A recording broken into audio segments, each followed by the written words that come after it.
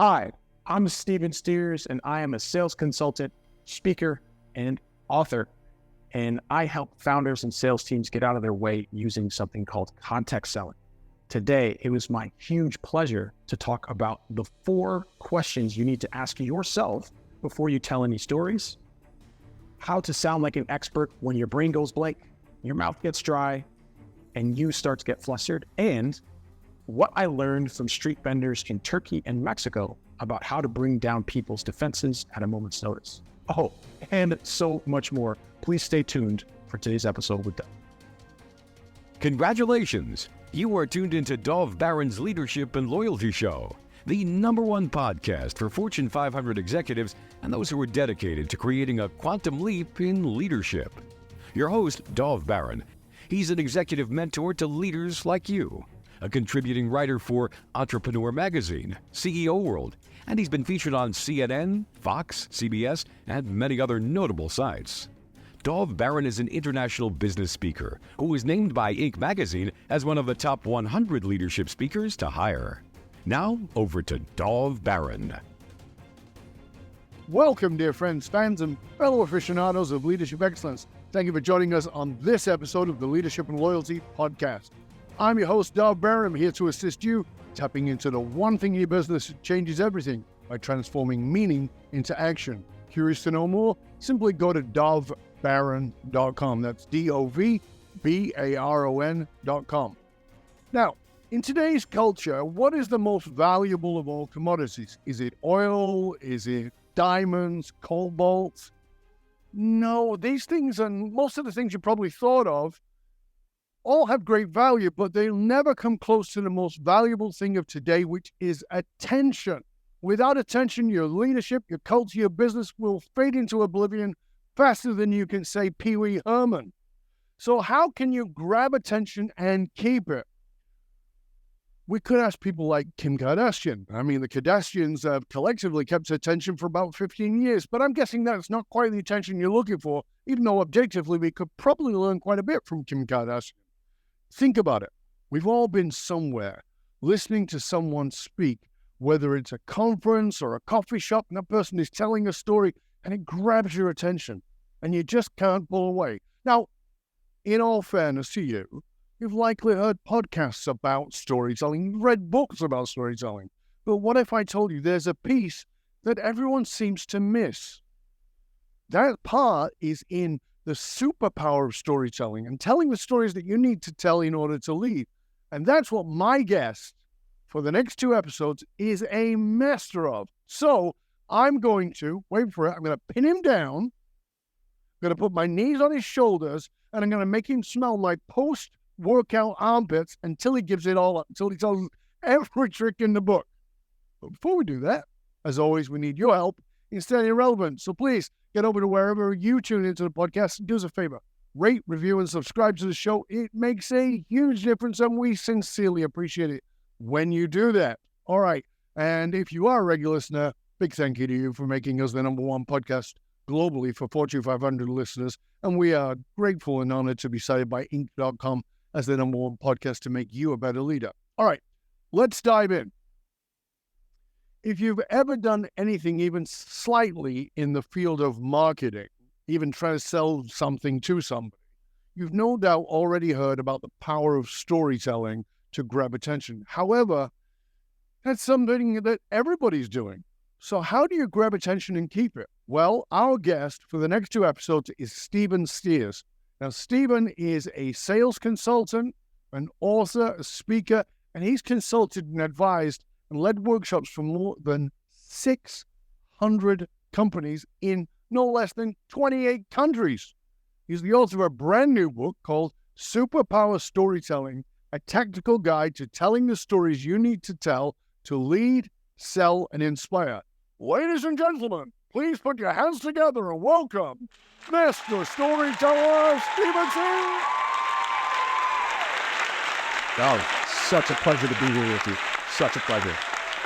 Thank you, Ralph. Mate, very much looking forward to it. You and I always have great conversations, and I love our conversations, and they always go off in wild tangents, and we have great fun together, and mostly because they involve lots of crazy stories. So let's start with a story. What is the origin story of what gives your life meaning? I love this question, and I'm doing a lot of thinking about this, but I think one thing really stands out for me. I'll give you a little context on it. So I graduated college in like 2009, 2010 area, for dating myself for age-wise, which was during a recession. And I was promised in college that I would have a great job waiting for me. It'd be super easy to have something. I'd be making all this money when I got out of school. And as I'm sure you can guess, that wasn't the case. So it turned out that I would apply to jobs, 20, 30 a week, just sending stuff, getting nothing. For 6-7 months, I got absolutely nothing. And then I had to humble myself and go start knocking on doors at restaurants and bars because student loans were coming due and I had to go and get something. Sure. So I did this for about 2 weeks. Like literally the first time I ever tried to do it, I almost threw up because I was so nervous and so upset and entitled. It's like, why do I have to go and ask people for work? People should be coming to me and having me work for them because I have this great degree, right? Like that's the mindset of a 22, 23-year-old. And so I'm humbled. I got to go start handing out resumes. I get a call back at this one bar. It's called the Charleston. I think it still exists in Williamsburg, New York. And it had a Asian restaurant where they make po' boys and sandwiches and fried food. And it was a grimy bar. The best drink they had on the menu was a shot of Evan Williams with a Tecate beer. That was like their famous thing. People would go, and that was like $5 back in this time. So shows you how much things have moved. But my job, what was I? I was a bar back. So I was a janitor. Yeah. I would be the guy cleaning the bar, changing the kegs, doing all the nasty stuff, washing the cups, grimy work, character building, as they say. And my job was on Sundays and only on Sundays. I would start at 8 p.m. and work till 4 a.m. and just there, cleaning the bar, making sure everything was fine. And the thing I would do first, because I was the most ashamed of this, was taking out the trash. So on Sunday is when you take out all the trash from all the revelry on Friday and Saturday and all day Sunday. So it's a lot of trash. And there's this very thin alleyway behind the building where they would store all this trash. And it's mountains high. Like literally, there's about 7 or 8 trash cans, triple stacked high. And I have to climb over to start removing it, putting it on a thing and running it out. And I would do it early because you wouldn't get guests. And I was hoping no one would see me taking out the garbage in New York City.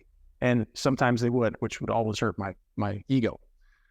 But this day, taking it out, I'm moving fast and furiously through it, and I get down to the last bag of trash. And this one is situated in a tin right next to this spent fryer oil 55-gallon drum. And this one won't come out. So I'm sitting there like just pulling it as hard as I can. Nothing's happening. And I was like, man, I'm almost done. Like I could chill after this. Pull up my pants, squat down, and I pull this thing as hard as I could possibly pull. And it comes out.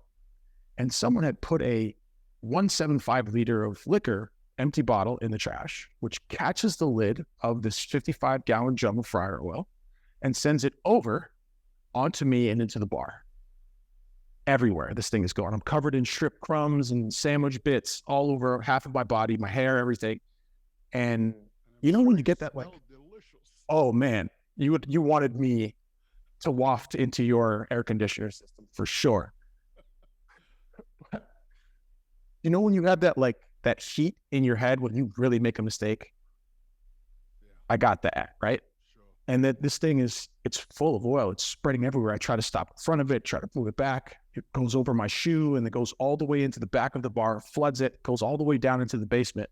And I just can't stop this thing. So I dropped the last bag of trash in the alley and I was like, well, I'm quitting. Sorry guys, I'm out. And literally I take one turn and I go back into the bar and then it kind of hits me. Oh, you don't have another job. You don't have somebody else who you could call who can give you something. Oh, and you got student loans due next week. This job's what you need to pay for it. You don't have anything, Steven. This is where you are. And I got like at that really quick instant depression you may get in a situation like that. I was like, this is really the lowest point in my life. And I don't know where this voice came from. I really don't know where. Just really at a terrible place. You can't quit. But it's like, hey, man, use this. Use this for something. Be accountable for this. And I was speaking with my friend here who I'm visiting, and he's like, you ever notice all the success stories come with someone learning how to clean up their own mess? So in some ways, that pail going over was my fragile, entitled ego as a 22-year-old man who thought the world owed him something. And the universe was like, we don't owe you anything, and we're going to show you just how much you need to learn that lesson. So I had to spend the rest of that night and come in a couple of extra days and clean it up. And I always hold that one really close to me because it's like, I've never felt that low. And hopefully I never do again, right? But I've never felt that low, and just having to sit there and be covered in literally like all the mess that is what you think your life's going to be. And to have to sit there and have nothing else but to clean it and move it around, I think is one of the best experiences I've ever had now that I can look back at it as an older man. But I think that has given my life a lot of meaning because I have to clean up my own messes. I must be accountable for them. And nobody is coming to save me. And I think that motif has carried me through to many different levels of my life. And I think will continue to carry me forward. I think you're absolutely right. And one of the things I tell people, as you know, my wife and I have a training program that we do for executives. It's called I'm going to say the name of the show. That's not what it's called. It's a speaker training, right? So it's a speaker training for really powerhouse individuals who need to learn to speak. And one of the things that I tell them all the time is you've got to learn not just the lessons, but the metaphors that transform that. And this metaphor of the oil spilling all over you is you're spilling all over your ego and just washing it away in the stink. As you know, I fell off a mountain, and I always say to people, the truth is that I fell 120 feet off a mountain and landed on my face. But the real truth is I fell 120 feet off a self-imposed pedestal and landed on my ego. It's the metaphor. It's the power of that. And that's when we start evolving into ourselves rather than being into our ego. And so I love that you got this moment of, I actually don't have an option. So I either embrace this and embody this, or I do something else, which is play the victim. It's very, very cool. Thank you. Yeah. Thank the universe. So you say that the most interesting thing about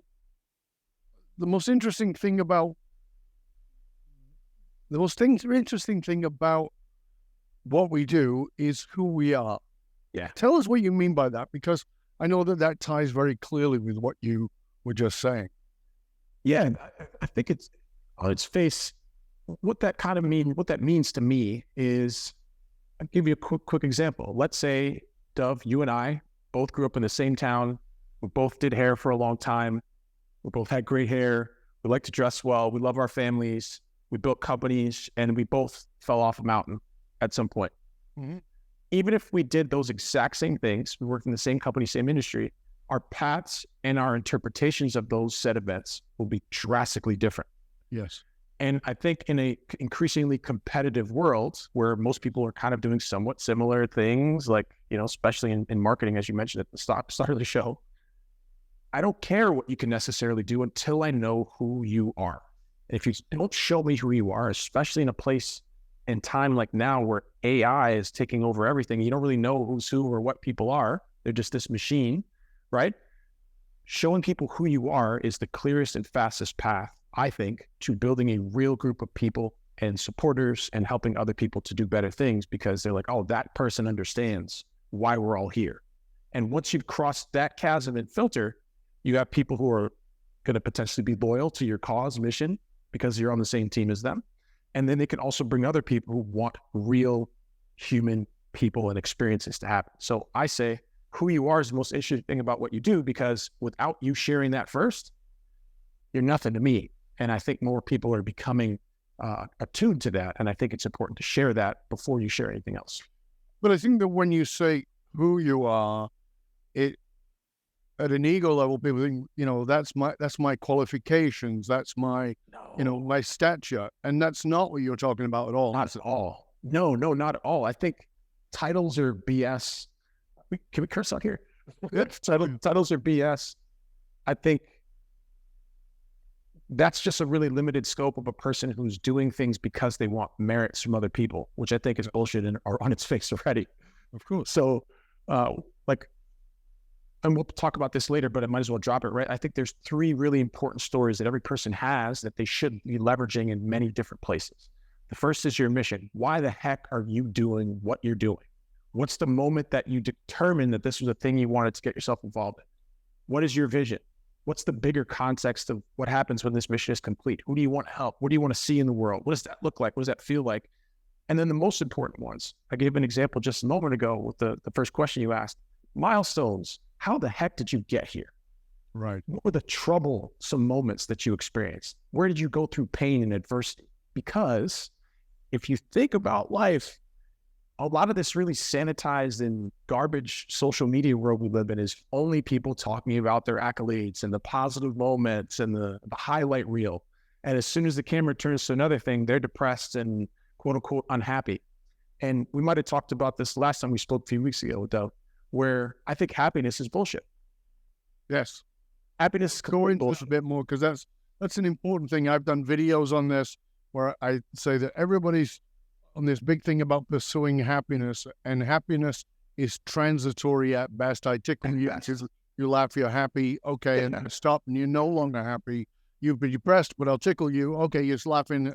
No, you're not over it. So it's transitory, and yet it's this great accolade. We're moving towards happiness. Yeah.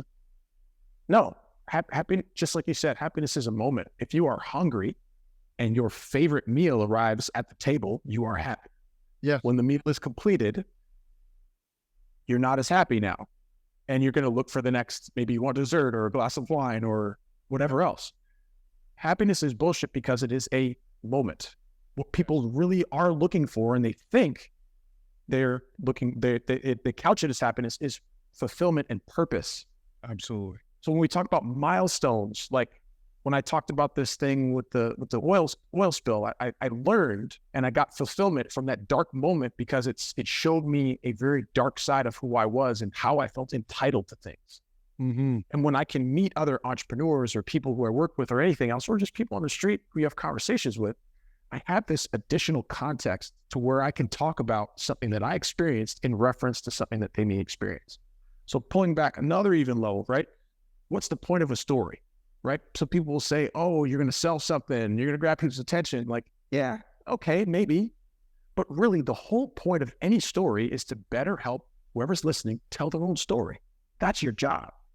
If you want to be a leader, if you want to run a team, if you want to build something big that gets people to jump in and join, they have to be able to tell their own story better by the story of the vehicle you're using, which I think is potentially a good story. So as far as milestones, like if you, like when you fell off that mountain, I remember the first time you told it, I was like, whoa, man. And you lived, which is incredible in itself, right? But like just on that face is nuts. But then like your perspective on it, there wasn't anger, there wasn't resentment for it. There was like I won't say joy, but there was like a reverence and a respect for that being an extremely isolating time where you had to learn lessons you refused to learn. And then what you've done with that is just so impactful. And like, I've said this to you before, and I want to give you your flowers in front of others as well. I love speaking with you because you're one of the few people who give me energy when I speak with them, because like you care, you're asking questions people don't ask. Like you're actually curious about being better. And you don't come into any conversation thinking you know the answer. You're always looking to understand if there's another angle to go with it. So Right. That right there, I think, is testament to who you are. Is the most interesting thing about what you do. Because yeah, there's leadership people teach loyalty, people teach speaking, but you make it an art and a craft. And that, it makes something I can appreciate. And I think that is a perfect example of who you are, is the most interesting. That's very kind of very generous. And I want to come back to something you said earlier, which I think would be easy to skip. I always think about people standing on their treadmills or pedaling their bikes and missing a point that is just incredibly important. And one of the things that Stephen said, in case you missed it, was we tell stories to help people tell better stories, right? And you want to help people to be able to convey their stories. And in our speaker training, one of the things we used to say is, you need to think of it this way, that you are telling your story in such a way that the person is in the movies watching your story on the screen. You're telling the story, they're watching your story on the screen, but there needs to be enough emotional content. They have to connect with it enough that it immediately becomes a multiplex. There's now another screen, and on that screen is their story that somehow relates to your story. Because by telling that story, so when I tell my story, I always finish with, tell me the mountain you fell off. It might have been a bankruptcy. It might have been a sickness. It might have been a divorce. And then people start thinking about the metaphor rather than the event. And so when was the moment when the oil spilled on you? When was the moment when you were confronted by your own entitlement? When was the moment when the stink washed all over you and you had no choice but to just get deep into it and mop up your own mess? Like, that's the metaphor that people get. And I think that oftentimes when people tell stories, the reason they're bloody boring is because they're about you, the storyteller, and they don't include the audience. And yes, you've got to tell the story about you, but you've got to engage them. And I love that that's what you do with the stories. Now, I know this because you and I have spoken about it. You do a piece that I think is vitally important. We're going to come back to the 3 pieces later, but vitally important. And I did it in the intro. And in the intro, I said that I was going to pin you down, put my knees on your shoulders and make you smell my armpits, my post-workout armpits, until you gave everything up. Tell everybody what that is. Well, first off, that would be great to be pinned down and smell the smell of greatness. So I'll do it. Essence of greatness. Oh my God. Hold on a second. I feel some bullshit smelling. The technique is really, really simple. So it's something, and I want to mention, I use this in my sales life, anytime I've managed any teams or anything, and just kind of like writing things, because it helps me make it about my audience, period. Like, it's not about you. And I think that's something that is increasingly getting lost in our culture these days, is people think it's about them. It's not about you. It's about who's paying attention. And that's how you get more attention, right? It's not necessarily about getting more attention, but it's a consequence of doing it the right way, right? Yes. So the framework that I go over in the book, I call it the Superpower Storytelling framework. It has 3 tenets. The first is there are 3 audiences that you're going to encounter in your life, business or otherwise. The first is your prospects. So this is in your business. Is this going to be your investors, or these are going to be people who are paying some type of level of attention to you, your marketing, etc. The next is your team. So who works with you that is going to be alongside you to help you accomplish a thing. Yes. And then the third is public facing. So you do public speaking? Are you going on podcasts? These are the general audiences. There's some variance there, of course, but those are the general audiences that if you prepare for and understand what stories work well in those contexts, you're going to set yourself up for success, right? So that's the context of how we start telling stories. Then here's the real meat of the thing that you would pin me down to get. This framework is predicated on answering 4 questions before you tell any stories.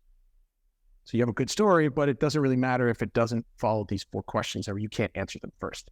So I always, again, I have a resource I'll share with the audience too, where I help people plan out what is it you're going to talk about, so you get your audience to actually really get something out of this. If they're spending time, which is the only resource you can't replace, make sure it's worth their while, please, right?